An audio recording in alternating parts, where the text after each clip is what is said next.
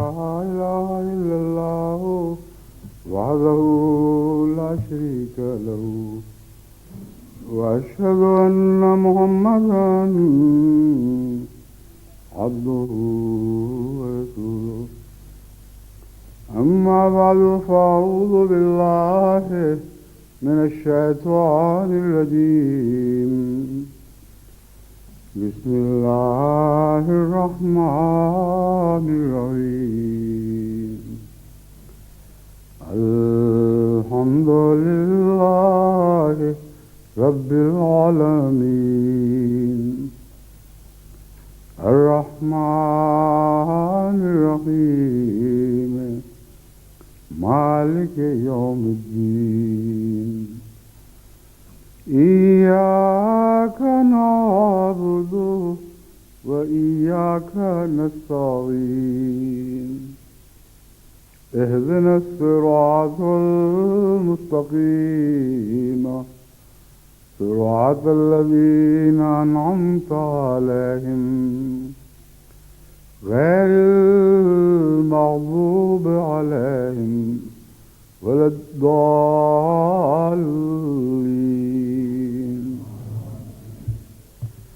أفرأيت من اتخذ إلهه هواه وأضله الله على علم وختم على سمعه وقلبه وجعل على بصره غشاوة فمن يهديه من بعد الله أفلا تذكرون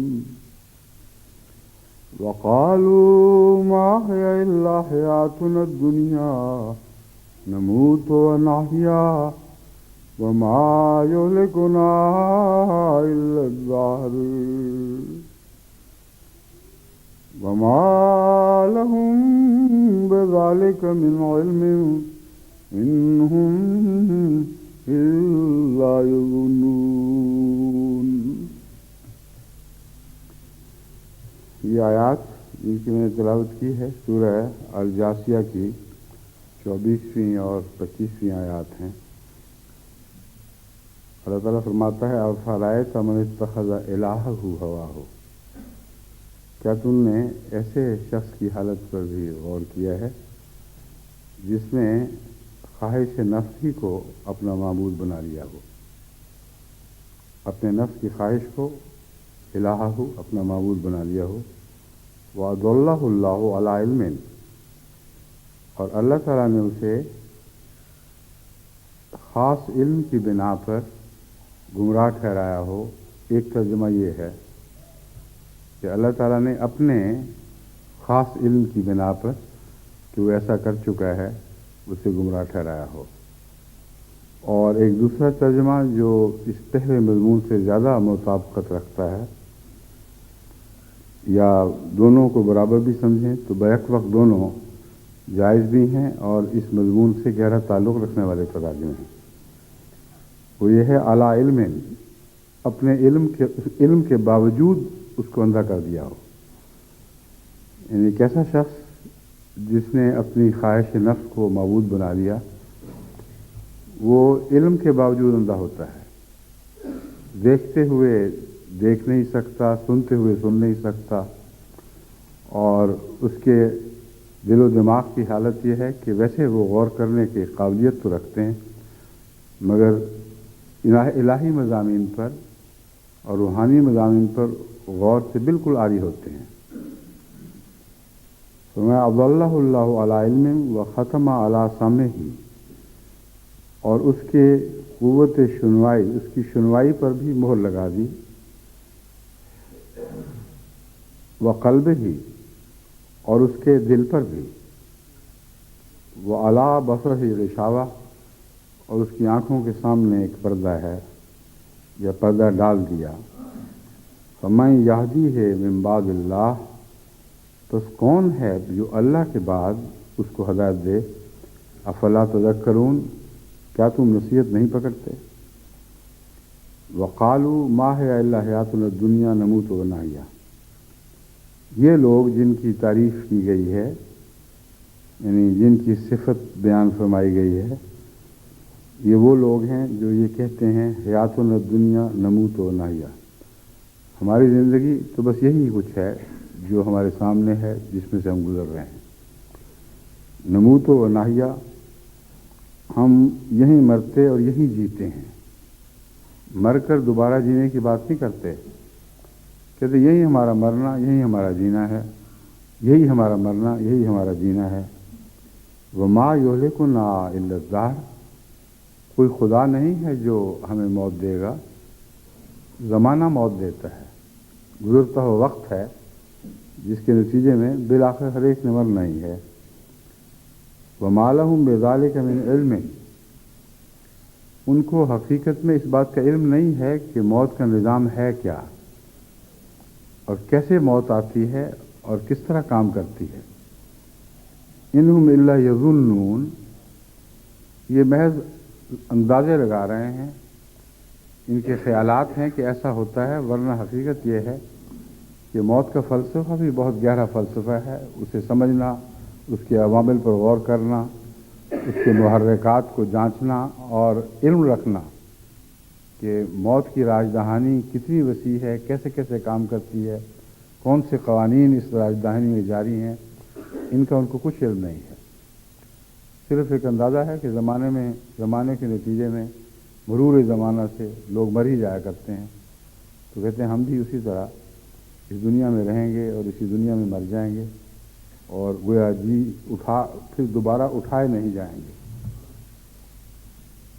یہ وہی مضمون ہے جو میں اس سے پہلے دوسری آیات کے حوالے سے شروع کر چکا ہوں، اور ان کا آپس میں بہت گہرا تعلق ہے اور ایک دوسرے پر یہ مزید روشنی ڈالنے والی آیات ہیں۔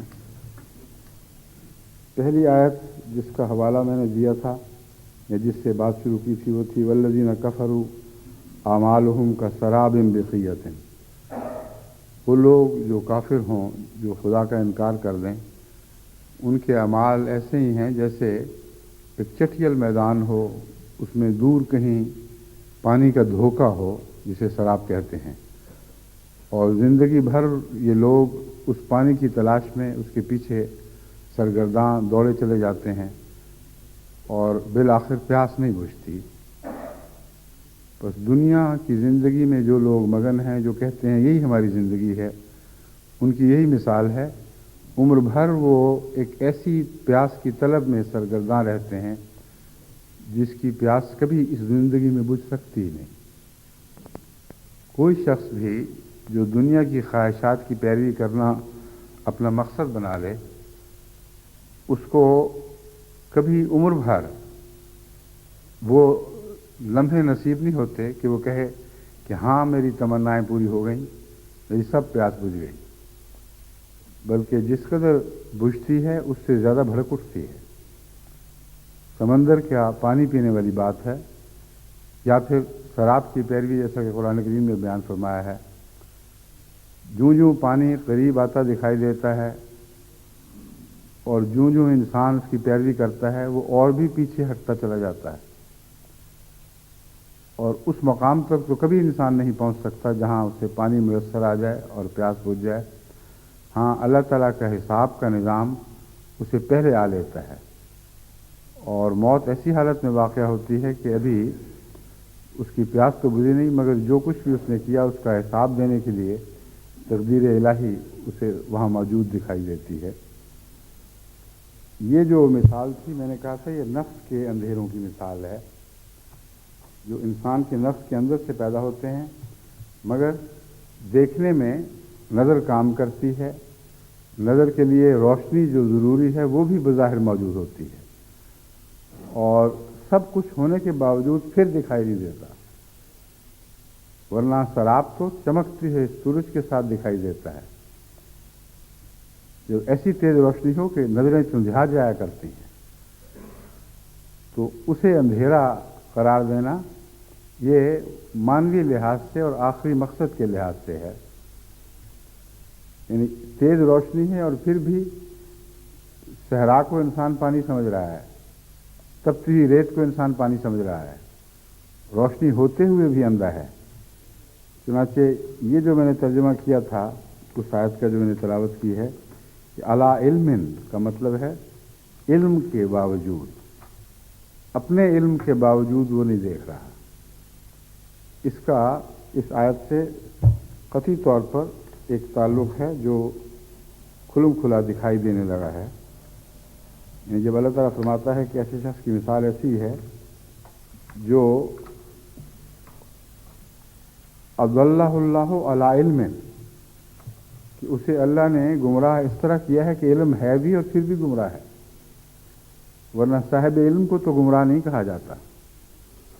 और इस गुमराही की जो तफसील है वो इसी आयत के मज़मून को आगे बढ़ाकर दिखा रही है। इस आयत की तशरीह में एक और आयत मैंने आपके सामने रखी थी जिसमें बताया था कि वो अंधेरे जो नफ्स से पैदा होते हैं, जो इस आयत में मज़कूर हैं, इल्मु अन्नमल हयातुद दुनिया लैबुन व लहवुन वल्लज़ीना कफ़रू अमालुहुम कसराबिन, इन अंधेरों की 3 हिस्सों में तकसीम करके खुदा ताला ने एक और आयत में इस मज़मून को हम पर खूब खोल दिया है। वो है, एक अंधेरा है लैब और लहव का, इंसान का दिल बहलावा, खा वो मासूम खेलों की वजह से हो या नफ्स की ख्वाहिश को पूरा करने के लिए जिनसी ताल्लुकात वग़ैरह किस्म की चीज़ें और जुएबाजी, ये तमाम लहव के अंदर वाक़ई चीज़ें आती हैं जिससे इंसान अपने नफ्स की प्यास किसी ज़रिए से बुझाने की कोशिश करता है। एक भड़की सी लगी होती है, कहता है मैं किसी तरह से पूरा कर लूँ। लेकिन दूसरी किस्म है ज़ीनतुं व तफ़ाखुरुन। अब लैब और लहव वाली जो किस्म है अंधेरे की, इसका ज़ीनत और तफ़ाखुर वाली किस्म से कोई बरह रास्त जोड़ नहीं है। ये 2 अलग अलग बीमारियां हैं। कई ऐसे लोग हैं जो खेल कूद में मसरूफ़ और नफ्सानी ख्वाहिशात को अपना मद्देनज़र, अपना मकसद बनाए हुए होते हैं, मगर ज़ीनत और तफ़ाखुर की होश नहीं होती उनको, क्योंकि ज़ीनत और तफ़ाखुर में अपने नफ्स को हमेशा सजा कर रखना, तो ज़रूरी तो नहीं कि एक जुएबाज जिसकी हवा ही जुआ हो वो हमेशा सज धज कर रहे, या एक ऐसा शख्स जो खिलाड़ी हो वो हमेशा बहुत खूबसूरत बन के रहे। कई खिलाड़ी हैं उनको अपने जिस्म, अपने लिबास की होश कोई नहीं होती, मगर खेल के लिए वक्फ होते हैं। तो 2 अलग अलग चीज़ें हैं। कुछ लोग हैं जिनको अपने आप को हमेशा सजा कर रखना प्यारा लगता है। वो गरीब भी हों तो गरीबाना सजावट करेंगे, उसके बगैर रह नहीं सकते। औरतों में सजावट का एक तभी मादा है, लेकिन हर औरत में नहीं है।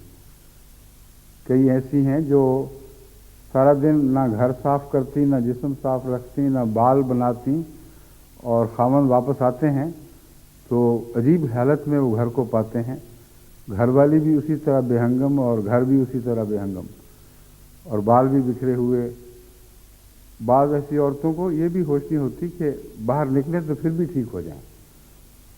लेकिन तफ़ाखुर वाला जो मज़मून है वो ज़्यादा आम है।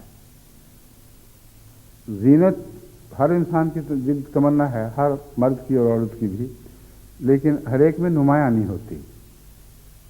ये आयत जो बयान फरमा रही है, ये उन लोगों का हाल बयान फरमा रही है जो ज़ीनत को ख़ास अहमियत देते हैं। घर में रहें या बाहर, हमेशा उनको सजना धजना अच्छा लगता है।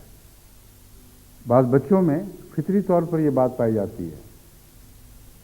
एक ऐसा बच्चा था जिसे बचपन से ऐसा शौक़ था साफ़ सुथरा रहने का कि अगर उसके जिस्म पर एक मामूली सा छींटा भी किसी चीज़ का पड़ जाए, मसलन खाना खाते हुए सालन का, तो भागकर वो अपने कमरे में छुप जाता था। जब तक माँ उसके कपड़े ना बदलाए वो रोता रहता था। एक दफ़ा मैं गया तो वो लपक कर पीछे छुप गया। मैं हैरान था कि हुआ क्या इसको।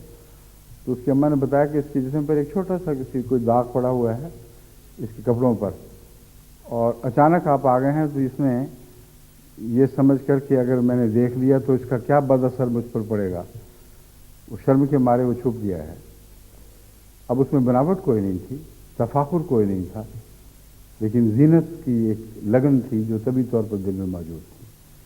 تو مختلف انسان مختلف حالتوں میں پیدا ہوتے ہیں. بعضوں کو زینت کا شوق ہے، بعضوں کو پرواہ کوئی نہیں، پکھڑے پکھڑے حال میں رہتے ہیں، نہ لباس کی ہوش. اور ویسے بڑے صاحب علم، صاحب وقار، صاحب مرتبہ، بڑے بڑے سائنسدان ہیں، بڑے بڑے فلسفی ہیں جن کو اپنے لباس کی کوئی ہوش نہیں. تو الگ الگ فطرت کے تقاضے ہیں، اور قرآن کریم نے ان سب تقاضوں کو جوڑے جوڑے کر کے ہمارے سامنے رکھ دیا. مگر زینت سے اگلا قدم ہے تفاخر کا. اپنے نفس میں کوئی انسان اپنے آپ کو اچھا بنا کے رکھے، یہ منع نہیں ہے، بلکہ زینت کو تو خدا تعالیٰ تعریف فرماتا ہے، اور ایسے لوگوں کا دفاع کرتے ہوئے فرماتا ہے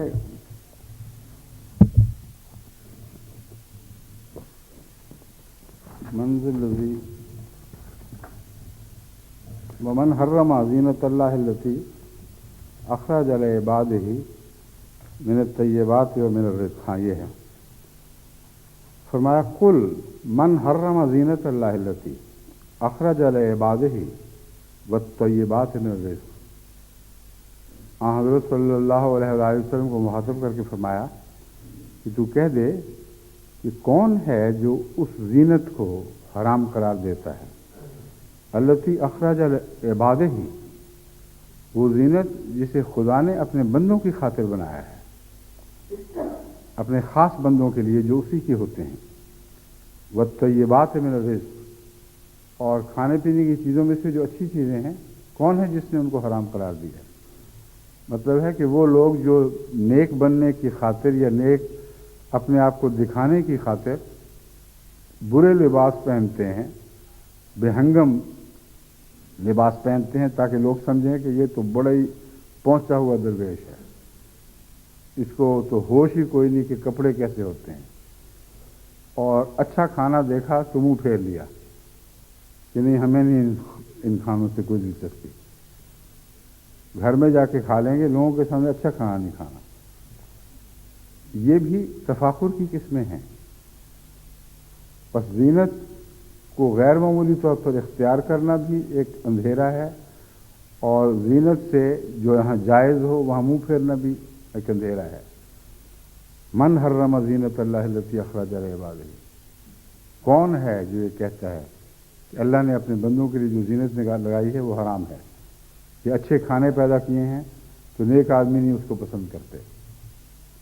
فرماتا ہے للذین آمنوا فی الحیات الدنیا، صرف آخرت میں نہیں، اس دنیا میں بھی یہ دونوں چیزیں اللہ نے اپنے بندوں کی خاطر پیدا کی ہیں، اور انہیں اس دنیا میں ہی ملیں گی خالصتاً یوم القیامہ، لیکن قیامت کے دن صرف انہی کے لیے ہوں گی. وہ لوگ جو دنیا کی زینتوں میں، دنیا کے اعلیٰ کھانوں میں ان کے ساتھ یہاں شریک ہیں، ان کے لیے خدا نے ان کی خاطر پیدا نہیں کیا، مگر نیک بندوں کو کا صدقہ وہ بھی کھا رہے ہیں. بنایا اپنے بندوں کے لیے ہے، مگر وہ جو رفتہ رفتہ شیطان کے بندے بھی بن جاتے ہیں وہ خوب فائدہ اٹھاتے ہیں ان سے، بلکہ نیک بندوں سے زیادہ چھین کے لے جاتے ہیں. مگر فرمایا مرنے کے بعد ان کو کچھ نہیں ملے گا. پھر یہ چیزیں خالصتاً زینت اور اچھا طعام ان کے لیے ہوگا جو خدا کے حقیقی بندے ہیں. تو دیکھیے، منع نہیں ہے زینت، اور خدا تعالیٰ ناپسند فرماتا ہے اس بات کو کہ زینت کو حرام قرار دیا جائے، مگر یہاں اس آیت میں ایک اندھیروں کی مثال کے طور پر زینت کو بھی پیش فرمایا. وَزِینَةٌ وَتَفَاخُرٌ بَیْنَکُمْ، وہ زینت جو مقصود بن جائے وہ گناہ ہے.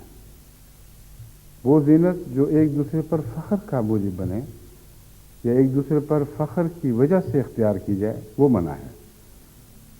اور اگلا حصہ آیت کا ہے وَتَکَاثُرٌ فِی الْأَمْوَالِ وَالْأَوْلَادِ، مال میں اور اولاد میں بڑھنا، اور تکاثر ایک دوسرے سے سبقت لے جانے کی کوشش کرنا. اب مال کی تمنا بھی اپنی ذات میں منع نہیں ہے، قرآن کریم فرماتا ہے یبتغون فضلا من اللہ و رضوانا، وہ اللہ کے فضل یعنی یہاں مال مراد ہے، دنیاوی رزق کے لیے اللہ کی طرف جھکتے ہیں اور اسی سے رضوان چاہتے ہیں۔ اولاد کی بھی خواہش بنا نہیں، کیونکہ آن حضرت صلی اللہ علیہ وآلہ وسلم نے فرمایا کہ ایسی عورتوں سے شادی کرو جو خوب بچے پیدا کریں تاکہ میری امت بڑھے۔ اور یہاں بھی مقصد تفاخر نہیں ہے، تکاثر ان معنوں میں نہیں کہ لوگوں کے بچے کم ہو جائیں اور مر جائیں، میری امت کے بڑھیں۔ مراد یہ ہے کہ نیک لوگ بڑھیں۔ وہ امت ہے جو امت محمدیہ تو وہ ہے جو آن حضرت صلی اللہ علیہ وسلم کے پیچھے چلنے والی ہے۔ یہاں نام کی امت ہرگز مراد نہیں، یہ ہو ہی نہیں سکتا، کیونکہ نام کی امت کا تو آن حضور صلی اللہ علیہ وسلم سے کوئی بھی تعلق نہیں، وہ تو شرم کا موجب ہے۔ امت محمدیہ سے مراد وہ حقیقی امت ہے جو اللہ کے عباد ہیں، جو محمد رسول اللہ کے توسط سے حقیقی عباد بن گئے۔ آپ کی برکت سے لوگوں کو عبداللہ بننے کے گر آ گئے۔ ایسے عباد اللہ ہیں جو محمد رسول اللہ کی امت ہیں، اس کو بڑھانے کے لیے ہاں حضور صلی اللہ علیہ وسلم نے دعا بھی مانگی اور امت کو ہدایت بھی کی۔ تو یہ ساری باتیں جو تین جوڑوں کی صورت میں آپ کے سامنے ہیں، ان میں سے ایک بھی ایسی نہیں جو اپنی ذات میں گناہ ہو۔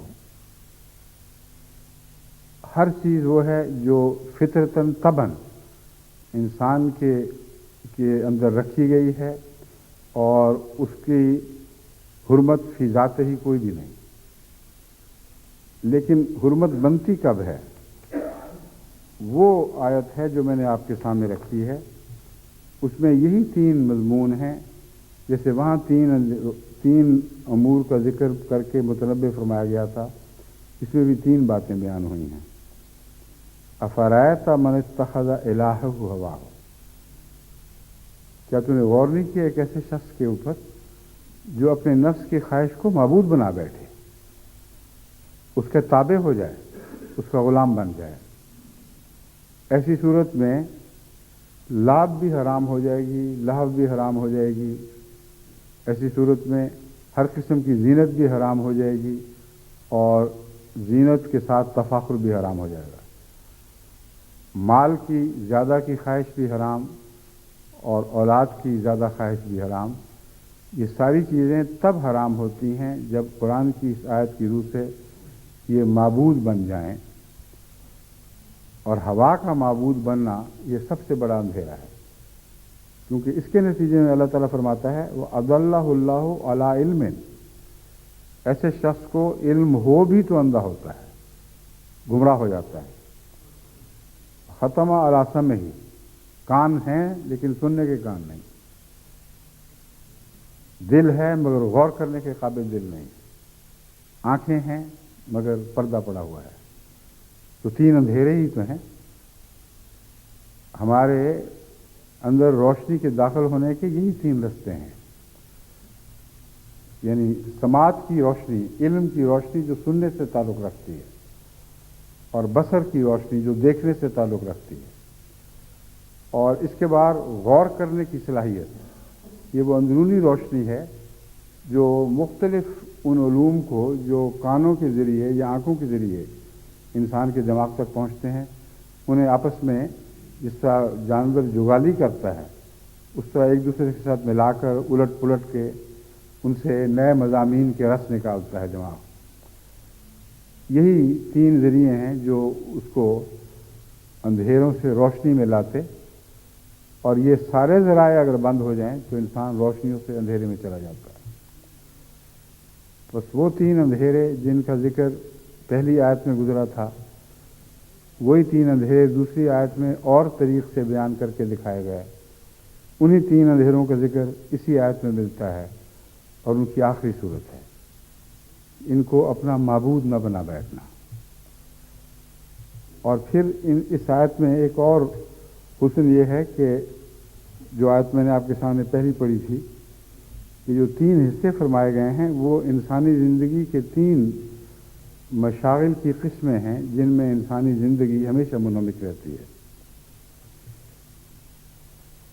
لاہو و لعب تو ظاہر بات ہے جو سوشل پرسوٹس ہیں انسان کی، اور اپنی ذات کو خوش رکھنے کے لیے جو مختلف قسم کے بہانے انسان نے تراشے ہوئے ہیں، ذرائع اختیار کیے ہوئے ہیں،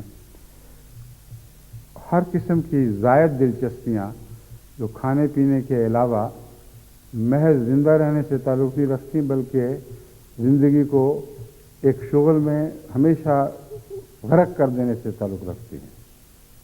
لعب میں غرق رہے یا لہو میں غرق رہے، انسان ایک قسم کی ڈرگ کا ایڈکٹ ہو جاتا ہے، اور اس کی زندگی سوائے اپنے آپ کو سکون بخشنے کے اور کچھ نہیں رہتی، یا سکون کی تمنا میں ہمیشہ دوڑتے چلے جانے کے سوا اور کچھ نہیں رہتی۔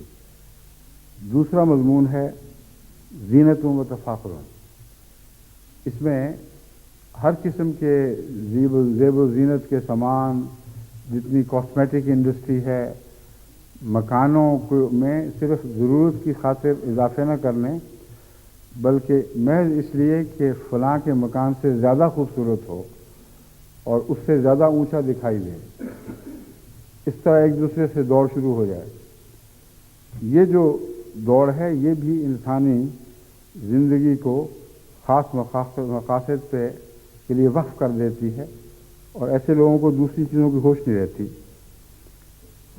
اور تکاثر فی الاموال والاولاد دراصل سیاسی غلبے سے تعلق رکھنے والا مضمون ہے، کیونکہ قرآن کریم نے اولاد اور اموال کو دوسری آیات میں سیاسی غلبے سے باندھا ہے، اور بڑے بڑے بادشاہوں کو جب ان کے تکبر کا حال بیان فرمایا، اس طرح ظاہر کیا گیا کہ ان کا فخر یہی تھا کہ ہماری اولاد زیادہ ہے، ہمارے اموال زیادہ ہیں۔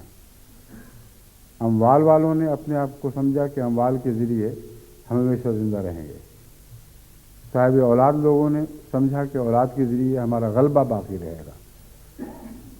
تو نفس کی انا جو حکومت چاہتی ہے، جو سیاست کے ذریعے یا حربی ذرائع سے ایک شخص یا ایک قوم کو دوسروں کا آقا بنا دیتی ہے، یہ وہ تمنا ہے جس کا تعلق اموال اور اولاد کی کثرت سے ہے۔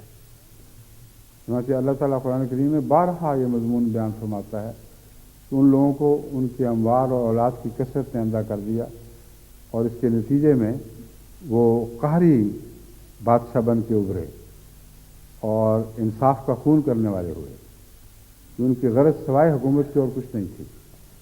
تو اولاد سے مراد یہاں قوم کی کثرت ہے، اپنی اولاد صرف نہیں، وہ تو ہے ہی، لیکن اس مضمون میں اولاد کا تعلق جمعیت سے ہے، اور اولاد کا تعلق ایسے مالی ذرائع سے ہے جن کے نتیجے میں انسان ہمیشگی کی برتری حاصل کر لیتا ہے۔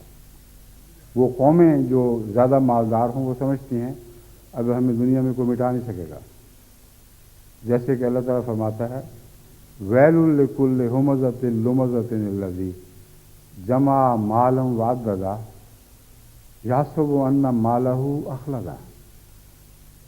ہمزہ لمزہ جو لوگ ہیں، یہ تفصیل سے دوبارہ جانے کی ضرورت نہیں، ایسی قوم کا بیان ہے یا ہر ایسے شخص کا بیان ہے جو مال جمع کرتا ہے اور یہ سمجھتا ہے کہ مالہ اخلدا، کہ اس کا مال اس کو ہمیشہ کی زندگی عطا کر دے گا۔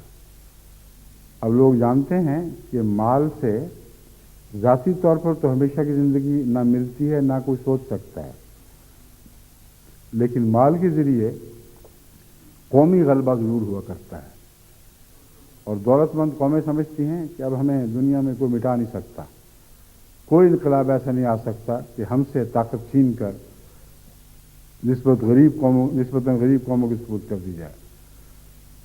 تو یہ بھی ایک طبی حالت کے حد سے زیادہ تجاوز کر جانے کی وجہ سے بیماری بنتی ہے، اور خلاصہ اس کا قرآن کریم نے یہی نکالا ہے، جس نے اپنی خواہش کو اپنا آقا، اپنا خدا بنا لیا، جس کسی نے بھی اپنی خواہش کو اپنا معبود بنا لیا، اس کے تینوں علم کے رستے بند ہو جاتے ہیں۔ اور اس سے بڑا اندھیرا اور کیا ہے، ایک اندھیرے کے بعد دوسرا، نہ کان سے سن سکے، نہ آنکھ سے دیکھ سکے، نہ دماغ اور دل سے غور کر سکے۔ تو وہ جو ظلمات ثلاث ہیں، کچھ باہر کی ہیں، کچھ جسم کے اندر سے پیدا ہوتی ہیں، اور ان پر آپ غور کر کے اپنی زندگی کو خدا تعالیٰ کی مرضی کے مطابق ڈھالنے کی کوشش کریں، تو ہر ایسا موقع جس سے اندھیرا پیدا ہوتا ہے، ہر اس موقع سے روشنی بھی پیدا ہوتی ہے، اور وہاں صحیح طریقے اختیار کرنے کا نام ہی اندھیرے سے روشنی میں آنے کا نام ہے۔ بس یہ نفس کے اندھیرے ہیں، اور ان اندھیروں سے متعلق خدا تعالیٰ نے دوسری جگہ بھی ہمیں یہی سمجھایا کہ جو ان اندھیروں میں مبتلا ہو جائے، اللہ کے سوا پھر اسے کوئی ہدایت نہیں دے سکتا۔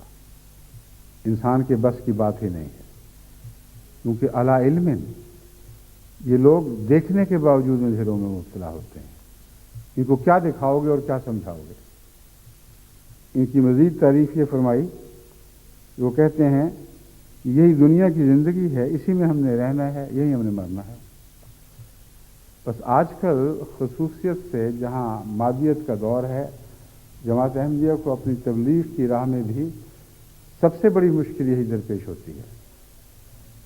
غریب ملک ہو یا امیر ملک ہو، جہاں مادہ پرستی اور سیاسی غلبہ اور زیادہ اموال اور ایک دوسرے پر تفاخر کرنا اور لہو و لعب میں مبتلا ہونا، یہ تینوں قسم کے اندھیرے قوم کے افق کو ڈھانپ لیں اور کوئی کسی طرف سے بھی روشنی کی امید دکھائی نہ لے، ایسی قوم کو راہ حق کی طرف بلانا سب سے بڑا مشکل کام ہے، کیونکہ ان کے دل کی آواز یہ ہوتی ہے یہی تو زندگی ہے جس میں ہم نے رہنا ہے، سب کچھ یہی ہے، یہی رہنا، یہی مرنا ہے۔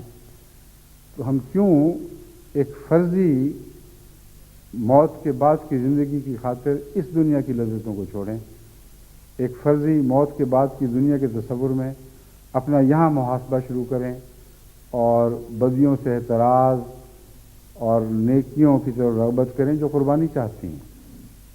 عمر ضائع کرنے والی بات ہے، اس لیے یہی کھیلو کودو کھاؤ پیو مر جاؤ، یہی کچھ تو ہے ہمارے مقدر میں۔ ایسے لوگوں کو آپ نیکی کی طرف بلا نہیں سکتے، کیونکہ اس کے آخر پر خدا نے یہی نتیجہ نکالا، وَمَا الْحَيَاةُ الدُّنْيَا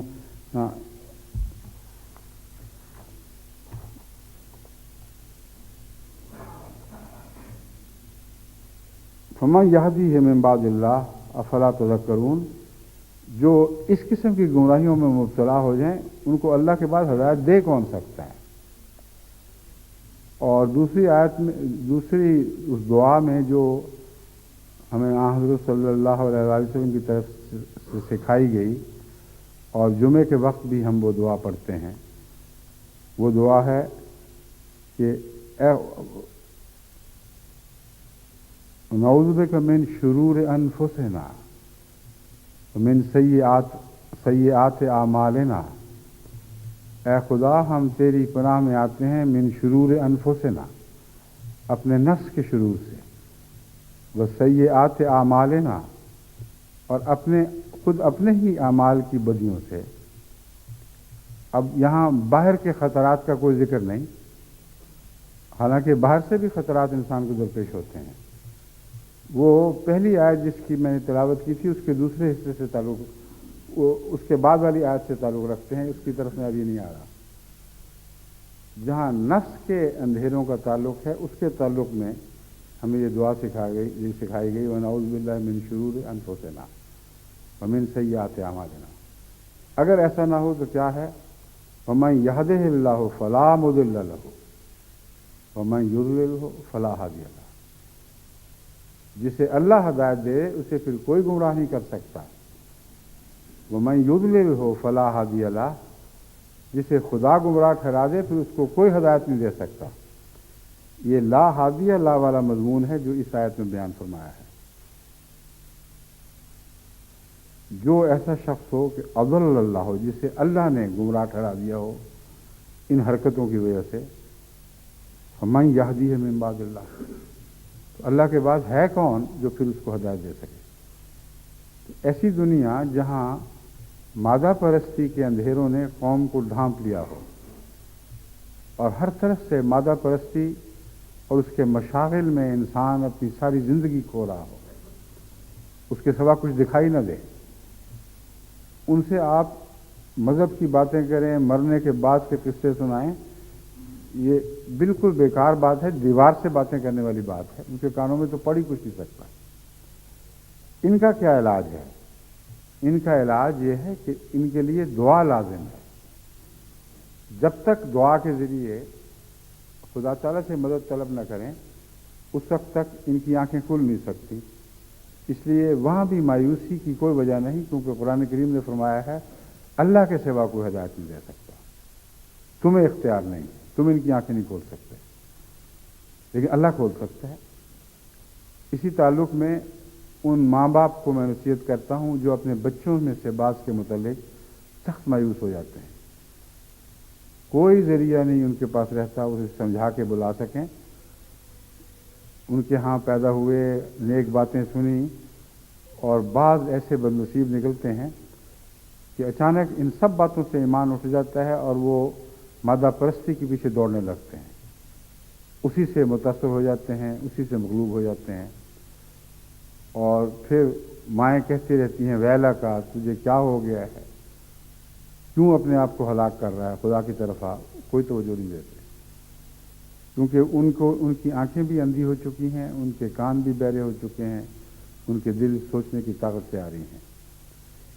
ایسے لوگوں کے لیے دعا کرنی چاہیے، اور دعا اگر سنجیدگی سے ہو اور توکل کے ساتھ ہو تو غیر معمولی طاقت رکھتی ہے، کیونکہ پھر آپ کی تدبیر تقدیر کے ساتھ اترتی ہے آسمان سے، ورنہ دنیا کی تدبیر آسمانی تقدیر کے خلاف کچھ نہیں کر سکتی، کوئی نتیجہ پیدا نہیں کر سکتی۔ اس لیے یہ فرمایا گیا ہے کہ اللہ کے ہاتھ میں ہدایت موجود ہے، ابھی تک تمہارے ہاتھ میں نہیں رہی، تمہارے بس کا روگ نہیں رہا۔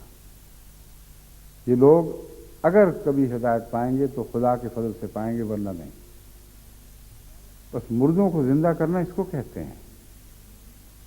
حضرت صلی اللہ علیہ وآلہ وسلم کے زمانے میں حضرت مسیح موعود علیہ السلام فرماتے ہیں وہ صدیوں سے جو قبروں میں دبے پڑے تھے وہ زندہ ہو گئے۔ وہ کیا بات ہوئی، کیا ماجرا گزرا؟ فرمایا ایک فانی فی اللہ کی دعائیں ہی تو تھیں۔ وہاں یہ نہیں فرمایا کہ تعلیم کتاب تھی یا حکمتیں بیان کرنا کا طریق تھا جس کی وجہ سے وہ گڑے مردے جو صدیوں سے مرے پڑے تھے وہ زندہ ہو گئے۔ دیکھیں ایک عارف باللہ کی حقیقت کو سمجھتا ہے۔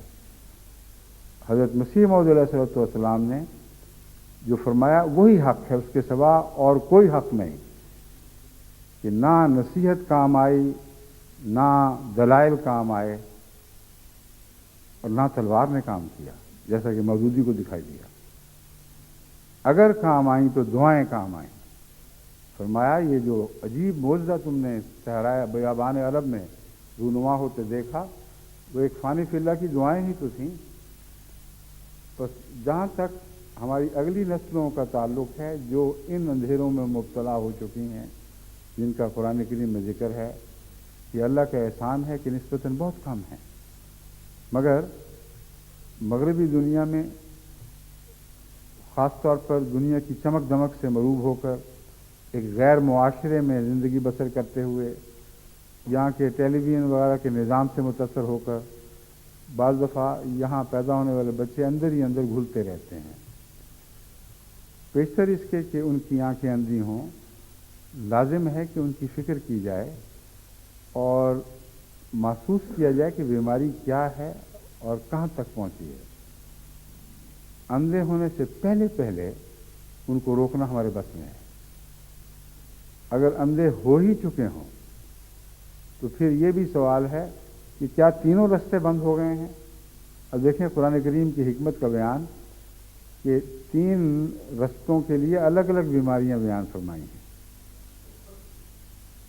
کان کا رستہ ایک نور کا رستہ ہے، آنکھ کا رستہ ایک نور کا رستہ ہے، اور تذکیر کی قوت اور فکر کی قوت جو ماں اصل کو آپس میں ملا کر نئے نتائج پیدا کرتی ہے، اس کو دل کی قوت کہا جاتا ہے۔ وہ بھی ایک نور کا رستہ ہے، ورنہ ایک شخص جس کے دماغ میں نتائج اخذ کرنے کی قوت نہ ہو، وہ دیکھتا بھی ہے تو کوئی فرق نہیں پڑتا، وہ سنتا بھی ہے تو کوئی فرق نہیں پڑتا۔ بعض بیمار ایسے ہیں، ان کی اطلاع دیتے ہیں کہ آنکھیں تو کھولنی ہیں، آواز بھی آ رہی ہے، مگر کچھ پتہ نہیں کہ کیا سن رہا ہے اور کیا دیکھ رہا ہے۔ تو خدا کے کلام کی شان دیکھیں، کس طرح ان تینوں کو آپس میں اکٹھا کر کے ایک واحد مضمون پیدا فرمایا ہے۔ فرمایا ہے روشنی کی یہ تین رستے ہیں، ان کے بغیر مکمل نہیں ہوتی روشنی، ان میں سے ایک بھی نہ ہو تو کمی آ جائے گی، مگر کوئی بھی نہ ہو تو پھر تمہارا کیا بس ہے کہ تم اسے ٹھیک کر لو۔ اسی کو موت کہتے ہیں، جو حضرت مسیح موعود علیہ السلام نے فرمایا کہ صدیوں کے گڑے ہوئے مردے زندہ کر دیے، تو یہ موت کی علامتیں پیدا ہو چکی تھیں اس عرب میں، جس میں حضرت صلی اللہ علیہ وآلہ وسلم کا نور ظاہر ہوا ہے۔ اندھیروں میں آپ نے قدم رکھا ہے اور اندھیروں کو روشنیوں میں تبدیل فرمایا ہے۔ وہ ذاتی کوشش سے، علم کی کوشش سے، تقریر کی کوشش سے، تحریر کی کوشش سے ممکن نہیں تھا۔ فرمایا ایک فانی فی اللہ کی راتوں کی دعائیں ہی تو تھیں۔ بس وہ لوگ جو اس مضمون کے انتہائی ظلمت کے کنارے تک جا پہنچے ہیں، ان کو بھی ہم نے بلانا ہے، خواہ وہ ہمارے علاوہ ہوں یا ہمارے اندر کے بسنے والے لوگ ہوں، ہمارے گھر کے بچے ہی کیوں نہ ہوں۔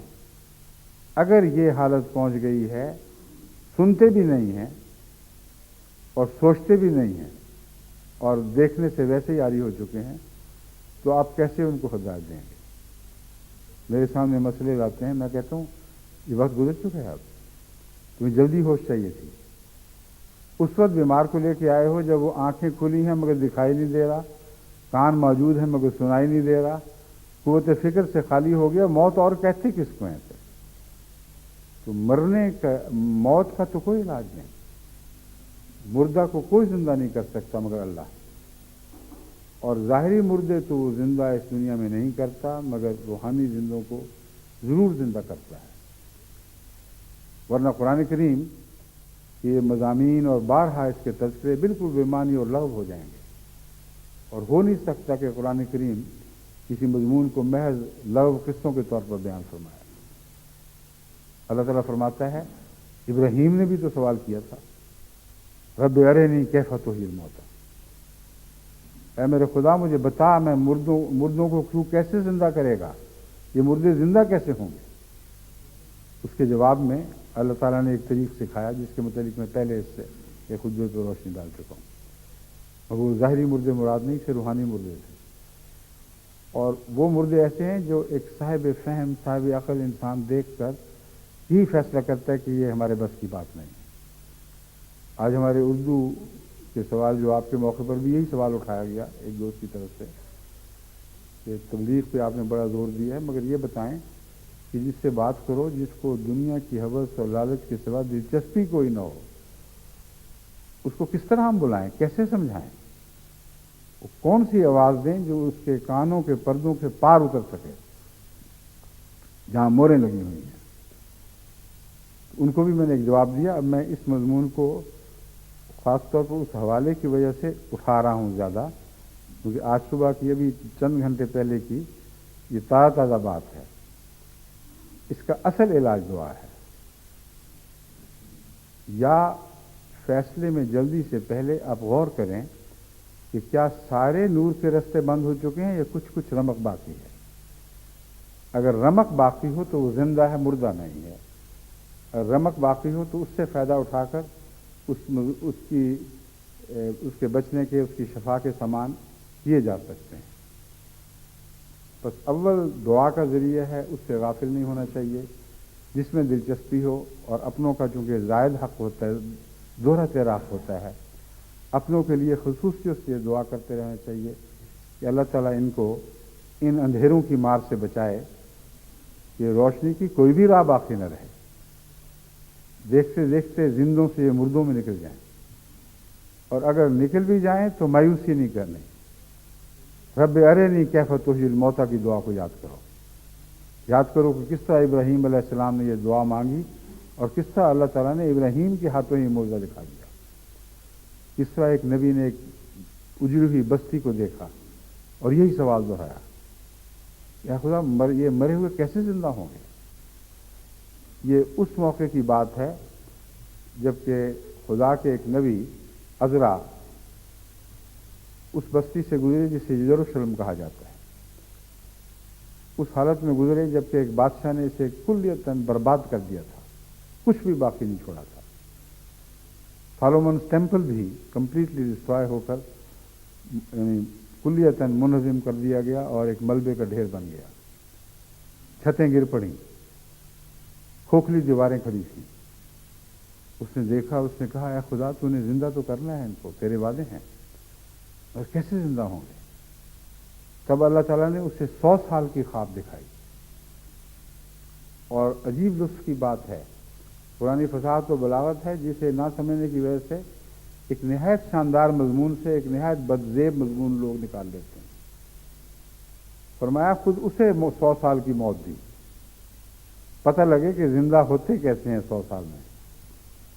और उस नींद की हालत में तमाम 100 साल के वाक़यात जो गुजरने थे और जिसके बाद एक अजीम इनकलाब बर्पा होना था, इन लोगों ने जी उठना था, इस बस्ती ने से दोबारा जिंदा हो जाना था, वो उसे समझाए। और समझाने के बाद फिर ये गलतफहमी दूर करने की खातिर कि कहीं वो ये ना समझे कि वाक़यातन 100 साल के मरे हुए जिएंगे, फरमाया अपने गधे को देख ले, उसी तरह खड़ा है, कुछ भी नहीं हुआ इसको। और अपने खाने को देख, अगर वाक़यातन 100 साल होते तो सड़ बुझ जाता, उसी तरह ताज़ा का ताज़ा है। तो जो हम तुझे समझा रहे हैं ये तमसीलात हैं, ये मरी हुई बस्ती जरूर जिंदा होगी जैसे कि तुझे रोया में दिखाया गया। और वाक़या ये हुआ कि इस वाक़या के 100 साल के अंदर उस अजीम बादशाह ने, जिसके मुतालिक बाइबल में जिक्र मिलता है कि उसने बनी इसराइल को दोबारा जिंदा कर देना था, जिसने इस उजड़े हुए शहर को आबाद करना था, यानी क्या नाम था उनका, खुद मैंने नबूकदनेस्सर तो बर्बाद किया था, वो ज़रतश्ती बादशाह जिनको ज़ुल्करनैन भी कहा जाता है, खोरस, खुसरो नहीं खोरस, खोरस बादशाह था जिसका जिक्र यसाइया में मिलता है, जिसके मुतालिक खुदा ताला ने फरमाया कि वो तुम में से नहीं है मगर मैं उससे कलाम करूँगा, और उसको उसका मुल्म होना करार दिया और ये बताया कि उसके ज़रिए जो इसराइल की उजड़ी हुई रौनक है वो दोबारा कायम की जाएगी।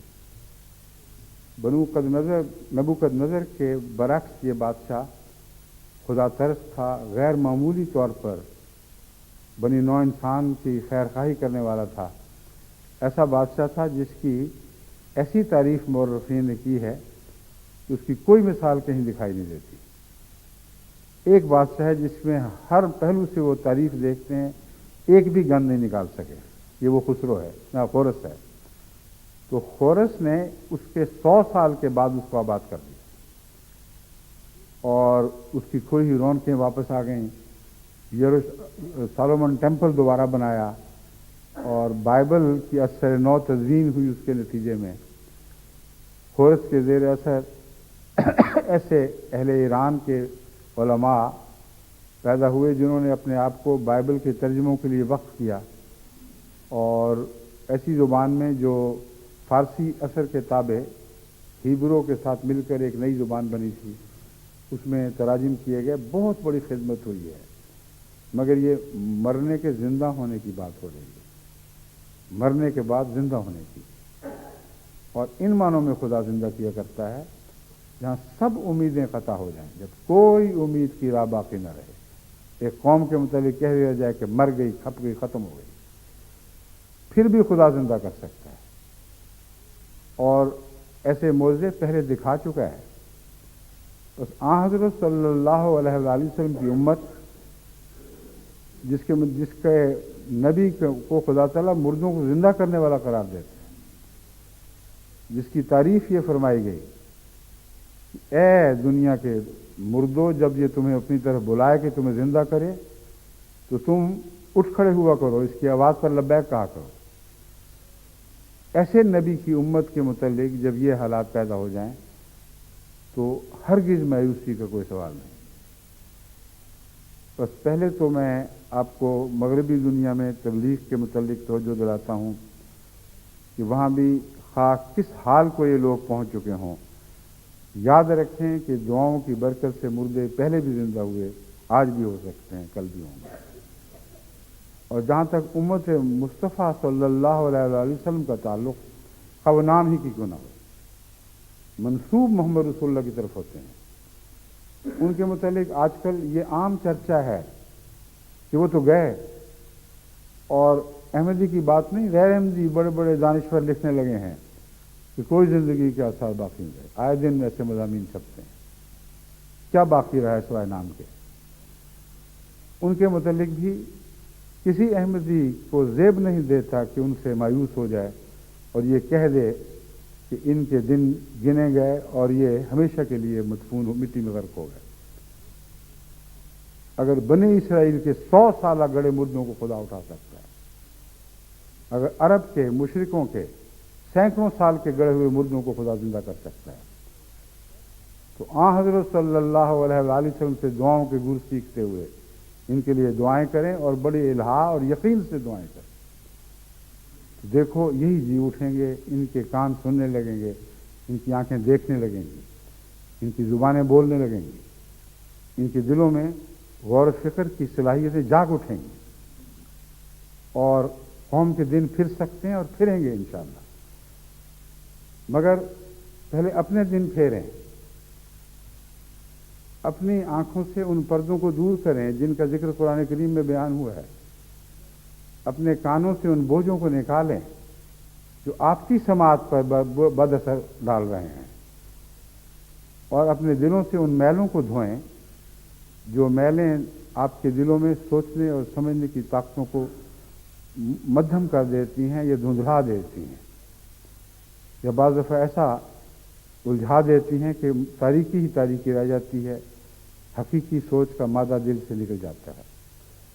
یہ جو دوسرا حصہ ہے اس آج کے خطبے کا، اس کے متعلق میں انشاءاللہ اگلے خطبے میں کچھ مثالیں دے کر آپ پر بات کھولوں گا۔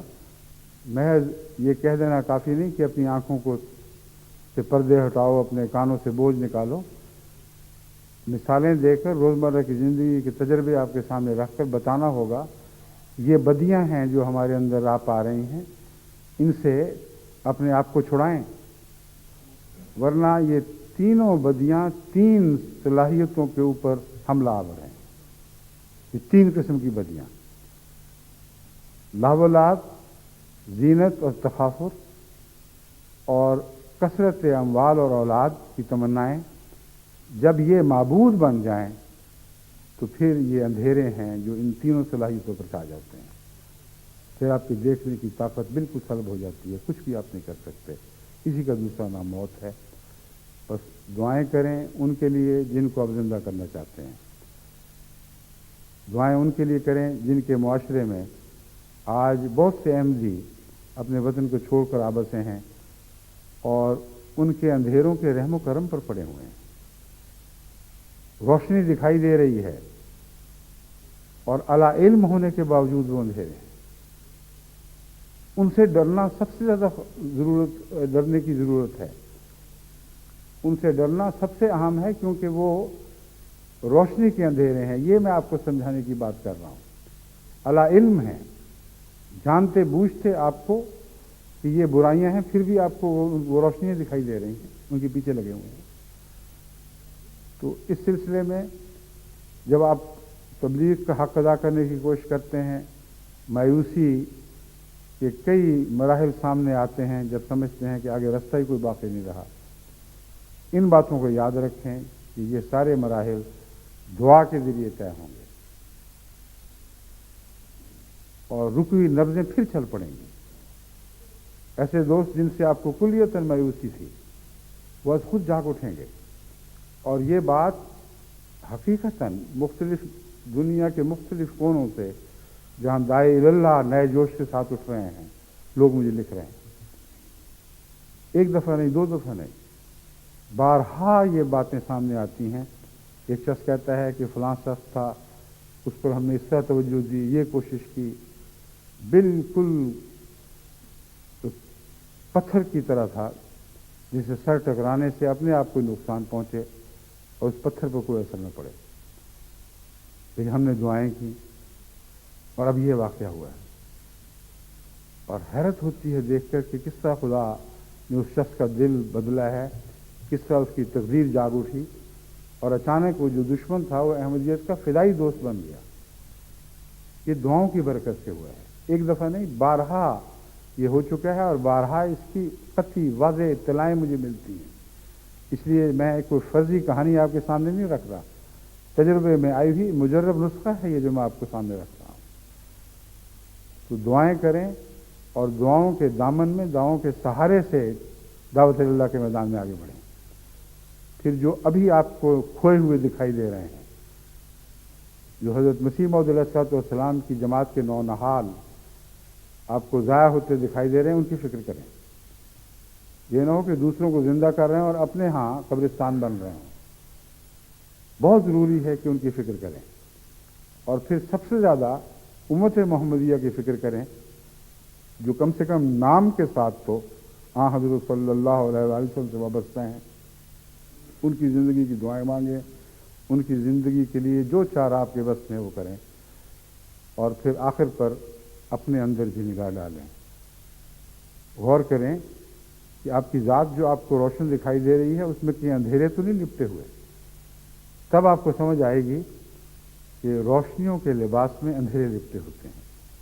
अल्लाह ताला हमें ये बसीरत अता फरमाए, समझ और गौर की ताकत बख्शे, हमारे कान भी सुनने वाले हों, हमारी आंखें भी देखने वाली हों, हमारे दिल भी गौर वाले हों, और हम हकीकत में मुर्दों को ज़िंदा बनने का ज़रिया ज़िंदा करने का ज़रिया बन जाए।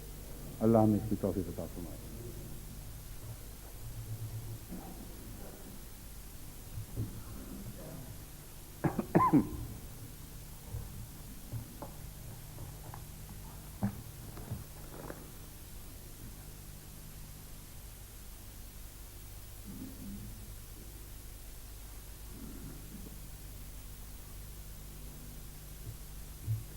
अल्हम्दुलिल्लाह नहमदुहु व नस्तईनुहु व नस्तगफिरुहु व नुमिनु बिही व नतवक्कलु अलैहि व नऊज़ु बिल्लाहि मिन शुरूरि अनफुसिना व मिन सय्यिआति अमालिना।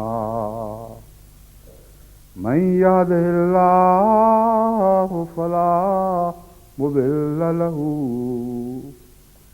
वमन युद्लिल्हु फला हादिय लहु व नशहदु अल्ला इलाहा इल्लल्लाहु वहदहु ला शरीका लहु व नशहदु अन्ना मुहम्मदन अब्दुहु व रसूलुहु। इबादल्लाह रहमकुमुल्लाह, इन्नल्लाह यामुरु बिल अदलि वल इहसानि व इताइ ज़िल क़ुर्बा व यन्हा अनिल फ़हशाइ वल मुनकरि वल बग़ि यइज़ुकुम लअल्लकुम तज़क्करून। उज़्कुरुल्लाह यज़्कुरुकुम वदऊहु यस्तजिब लकुम वलज़िक्रुल्लाहि अकबर।